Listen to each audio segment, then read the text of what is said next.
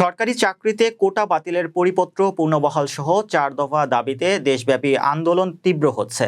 টানা চতুর্থ দিনের মতো রাজধানীর গুরুত্বপূর্ণ সড়ক শাহবাগ মোড় অবরোধ করেছে শিক্ষার্থীরা।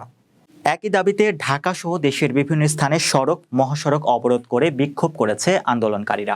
দাবি আদায়ে আজ দেশের সকল কলেজ বিশ্ববিদ্যালয়ে ক্লাস পরীক্ষা বর্জন করে ছাত্র ধর্মঘট পালন করছে শিক্ষার্থীরা। গতকালের অবরোধ কর্মসূচি থেকে বাংলা ব্লকেড এর নতুন কর্মসূচি যোগ হয়েছে। বৈষম্য বিরোধী ছাত্র আন্দোলন এর ব্যানারে এই কর্মসূচি পালিত হচ্ছে। এ সময় বিচার বিভাগ ও শিক্ষার্থীদের মুখোমুখি দাঁড় করানোর হটকারী সিদ্ধান্ত থেকে সরকারকে সরে আসার আহ্বান জানায় আন্দোলনকারীরা। বলেন, দাবি আদায় না হওয়া পর্যন্ত আন্দোলন চলবে, অন্যথায় হরতালের মতো কর্মসূচি দেওয়ারও হুঁশিয়ারি দেওয়া হয়েছে।